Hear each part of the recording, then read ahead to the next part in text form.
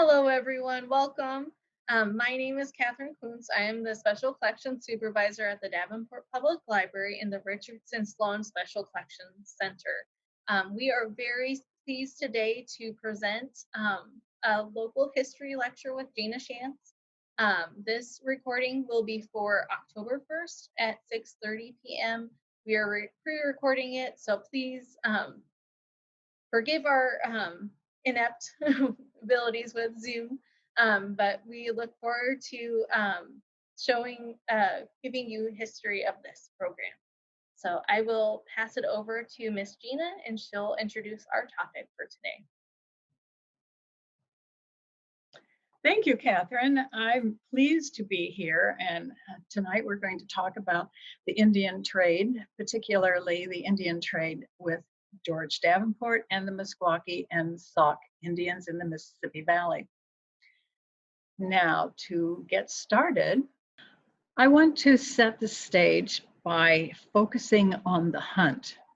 Now, this image that I'm showing you is a painting by George Catlin called the Discovery Dance. It is a dance, not a traditional dance, but a special dance that the Sauk performed for George Catlin when he came to visit them in 1835. In this dance, which is really a pantomime, the Indians skulked quietly through the forest looking for the animals that they were going to hunt for. And then they found them and showed how excited and surprised they were, and then they ran back to the tribe to tell the rest of the tribe how they had found them and where they had found them. So this kind of sets the mood, I think, and really we're going to focus on the hunt itself, because the hunt was, after all, the whole reason for the Indian trade. I have two other images I want to show you. This is a pen and ink drawing that is in the Davenport collection at the State Historical Society of Iowa. It was drawn by Wakachachi, who was a Meskwaki chief and a friend of George Davenport. Now, we've lost the narrative of this particular image, but I think there are some things that we can derive from the images that we see here. One is the tremendous amount of wildlife that's here that the Native Americans used to their advantage. We see in the middle an image of Wakachachi himself hiding behind a tree and pointing at what might be an enemy encroaching on the hunting grounds. We see on the upper left two men on horseback who are hunting perhaps buffalo or bison. A man down here on the lower left we see who is fishing, and all kinds of wildlife, some of which we hardly have in this area anymore. Now, the second drawing was also by Wakachachi, and it shows an even more variety of animals. We see him, presumably him, shooting an arrow at an enemy. This was obviously a Sioux. That was how they depicted the Sioux. And they were the traditional enemy of the Meskwaki. But what we have all together, taking these two images together, we have a really good visual image of what the Meskwaki and Sauk world looked like. And this was the world that George Davenport was entering.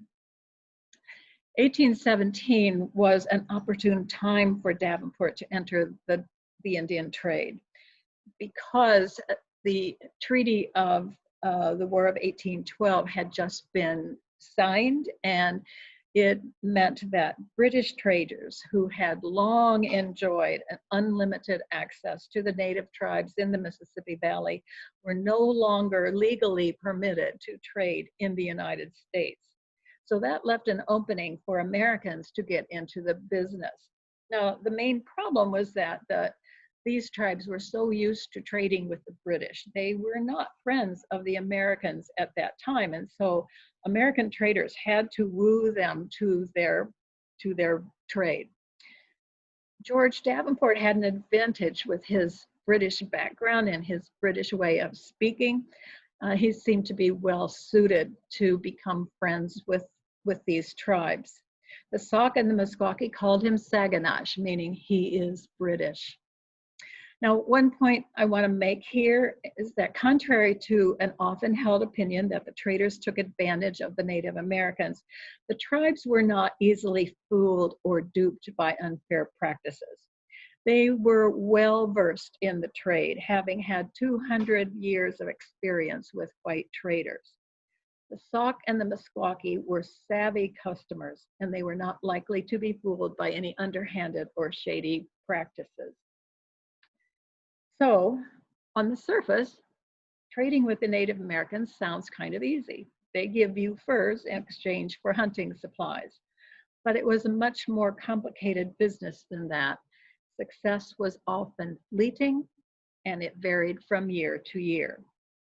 Just as merchants today need to know who their customers were and what brands they preferred, so did the trader need to know his Indian customers. And to do business with them, he needed to establish a working relationship. He had to understand their lifestyle, when and where they hunted, what they hunted for, and who the best hunters were. Remember, the reason for the hunt was not to get furs. The reason was to feed their families. The lives of the tribes depended on the hunt to provide food, clothing, and all the essentials that they needed for their everyday lives. Furs were just a byproduct of the hunt. Now, the Sauk lived in their permanent villages throughout the summer months, and then they went to the hunting grounds in the winter. When they arrived from the wintering grounds sometime in May, the women then planted the corn. And then in June, when the planting was all done, they left for the summer hunt, often to go west to hunt for bison. And they returned in late July or early August when the corn was ripe. By the middle of September, the tribes prepared to go to their wintering or hunting grounds. Now, rather than having the tribes come to him, George Davenport went to the Sauk and Meskwaki villages himself to conduct trade. So that's how he got to know them personally and to understand how he could provide for them. When he began his trade, the Sauk and the Meskwaki tribes were in many villages up and down the river that extended from Prairie du Chien in Wisconsin down to the lower rapids at Fort Edwards. In the summer of 1819, that was the first year that we have a good assessment of where they were and how many Indians there were. The Sauk were all in one village on the Rock River. That's the village we call Saukenuk, and they had planted their corn there. The Meskwaki had a village on the Turkey River, one on the Wapsipinicon, and another near Prairie du Chien. So they were kind of in the northern part of this territory. At Fort Edwards, down in the southern part of the territory, the Sauk and Iowa had a combined village. Those two tribes were living it as one. And they had also planted corn there, which is a sign of being a permanent village. However, the following year, a number of these Sauk and Iowa moved to the Grand River in Missouri, and they were called the Missouri Band of the Sauk. And so the trade extended then even further all the way into northern Missouri and westward towards western Iowa. In order to manage this great widespread territory of the Sauk and Meskwaki, George Davenport had to take partners or have partnerships. And two of them I will mention today. One was Amos Farrar. Amos Farrar had been at Fort Armstrong as a storekeeper, and George hired him to manage the post up at the mines near Galena called the Fever River Post. The other was Russell Farnham. Farnham was licensed on the lower Mississippi River, and he established a post in the Fort Edwards region.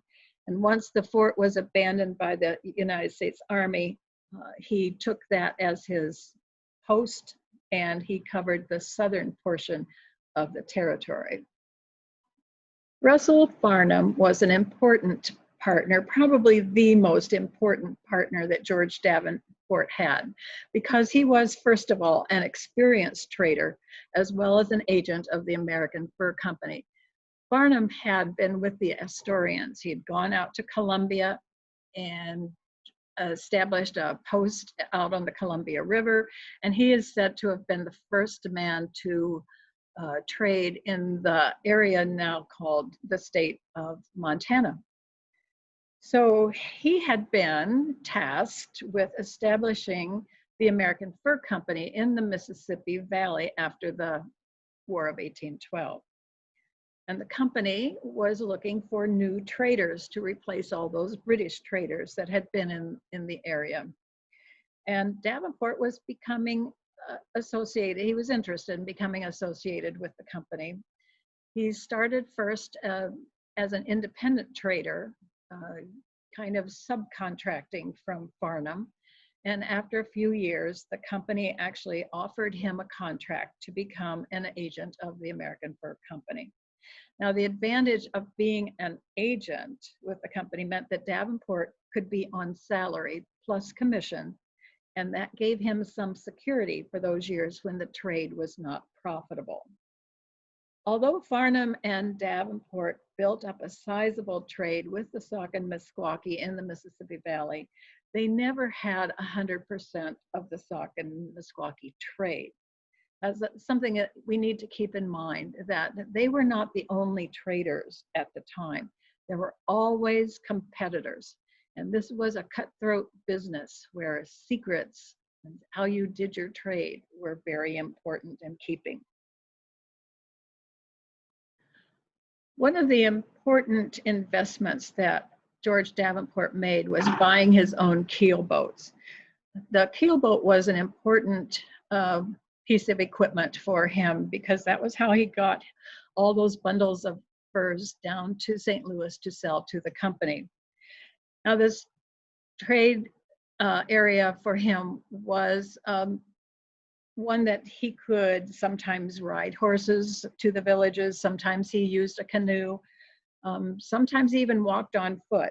But by and large, they used the keel boat to carry all the furs. And so it was a very important piece of equipment. They didn't last very long. Keel boats lasted maybe 5 or 6 years on the river. So it was an expense, but had to be factored into the trader's budget. And Davenport's first keel boat, we know that he had many, but the first one was called the Flying Betsy. Contracts. Everyone in this business had a contract. Each year, Davenport and Farnham hired clerks, interpreters, and boatmen, and everyone had to have a contract. The clerk, of course, had to read and write and keep accurate accounts, and the workers needed to be strong and healthy and skilled in transporting goods, mostly by river. For the most part, the workers were French Canadians, many of whom lived just north of St. Louis in a village called the Portage des Sioux. But above all the other qualities that they had to be loyal to the trader and to the business. And this was actually written into the contract. This particular contract is with Antoine Goki. Goki was a friend of George Davenport's. He was one of the first men that Davenport hired. And he remained with George Davenport until the very end. Antoine Goki and his wife and their children actually lived on Rock Island. This particular contract is for a 1-year length of time. they were not always for a full year, but this one is. And in this, he promises loyalty to Farnham and Davenport. He promises to promote their trade wherever they sent him and not to trade on his own account. And in exchange, Farnham and Davenport agreed to pay him $200 plus 2 rations of meat and flour every day, plus equipment consisting of a 3-point blanket, 10 pounds of soap, and 10 pounds of tobacco. It was expected that all the hired men would be able to eat whatever they could obtain in the field, which means that they would be doing their own hunting. This is an image of a report by the Indian agent at Rock Island. The Indian agent was Thomas Forsyth, and he governed the trade with the Sauk and the Meskwaki. The license required the trader to be bonded and to pay an amount of money roughly equal to the goods that he took into the trade, and this would protect all parties. The trader needed a surety or a security person to vouch for his good character, and he was often the men who held the bond. Now, the license recorded the trader's name, the length of time the license was good for, how much capital in dollars the trader had invested in goods, how much in dollars he paid in security, who his security was, how many men he employed, the names of his clerks, his interpreters, his boatmen, and where he was allowed to trade. Now, I don't think every trader was issued a license, like a driver's license, but all this information was recorded and reported to the government each year. The traders were not allowed to follow the tribes into the hunting or wintering grounds, and that's why there's a designated area where they were allowed to trade. And because the tribes hunted in different places every winter, the trader had to establish small temporary posts near the wintering grounds. And that's where his men would stay throughout the winter. These outposts were important because they were so convenient to the hunters. The hunters could bring their furs to the traders' men at any of these temporary posts, and that way they could drop off their furs, and they could also buy more supplies if they ran out of, say, gunpowder, or if their gun broke, or they needed more supplies of whatever kind. They could go to these wintering posts, which had been established by agreement with the tribes. It just made it easier for Davenport's men also to collect the furs near the hunting grounds, and that prevented the hunter from being intercepted by a rival trader and persuaded to sell his furs to someone else. So it was good on both accounts. Now, there are 5 existing ledgers from the trade at Rock Island in the Davenport collection. They are on microfilm here at the Davenport Library, so you can see them anytime you'd like to look at them. And they tell us what the Sauk and Meskwaki used in the hunt and how they paid for those items. And a comparison of the 5 ledgers gives us a good idea of how the trade changed over the years. Now, this earliest ledger is in French, and it was kept before Davenport began to trade with the Sauk and Meskwaki. And it has a couple of interesting features. It has 2 columns of prices.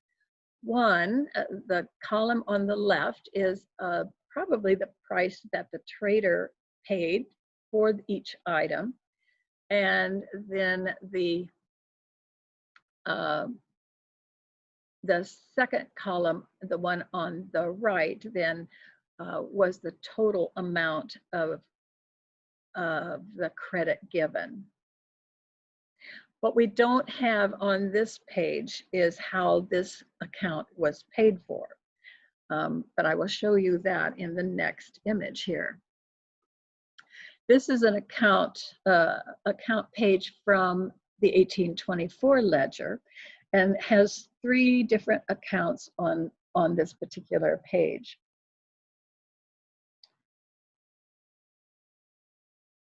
Now, one thing we should talk about before we talk any more about the credit is just exactly what were these native hunters buying.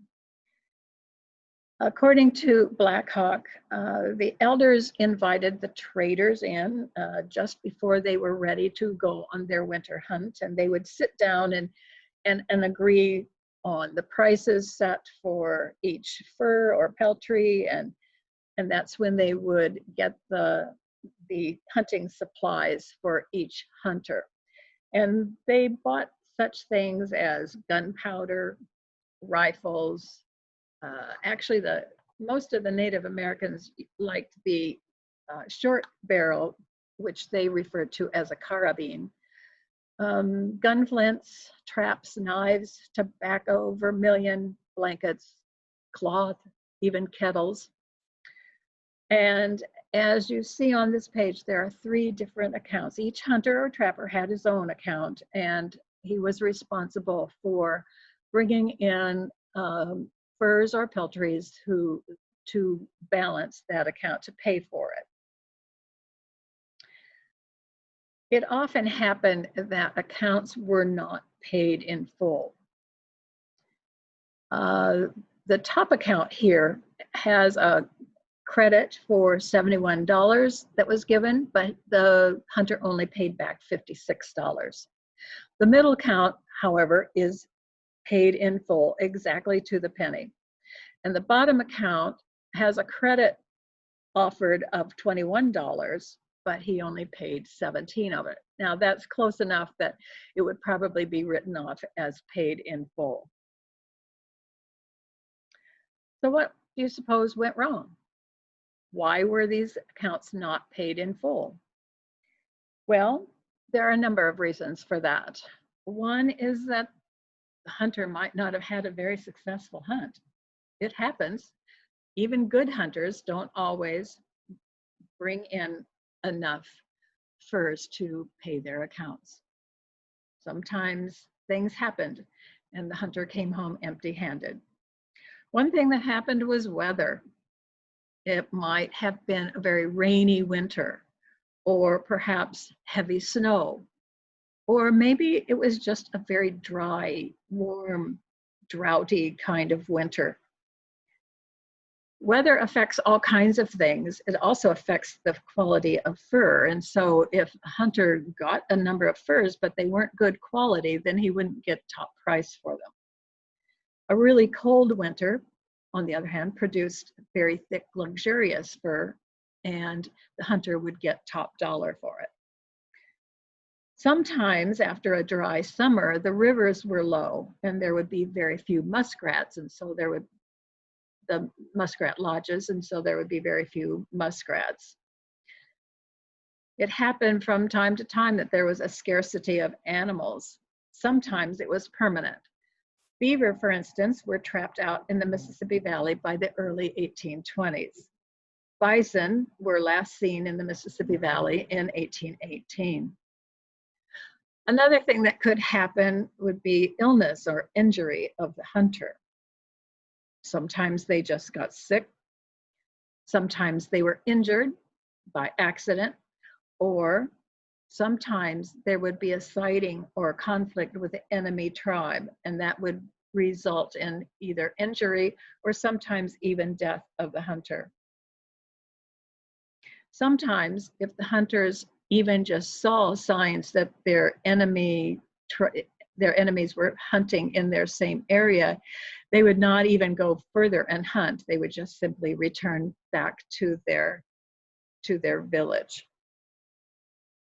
And finally, things change, interests change, fashions change. What was popular one year might not be popular or even desirable the next. Sometimes the particular furs, like muskrat furs, couldn't even be sold on the international market, and so the trader would be stuck with furs that he could not sell. And the natives were just as particular customers as we are today. Davenport once said that he didn't have enough black handkerchiefs to supply all the Indians that wanted them. And so he ordered extra for the next year. But that year, the Indians wanted red ones. And so he was stuck. This is a page from the American Fur Company ledgers that were kept in St. Louis at the Missouri Historical Society. And this particular one that I'm showing you is from Farnham's outfit of 1818. Now the outfit started in 1818, the fall of 1818, and went through the winter.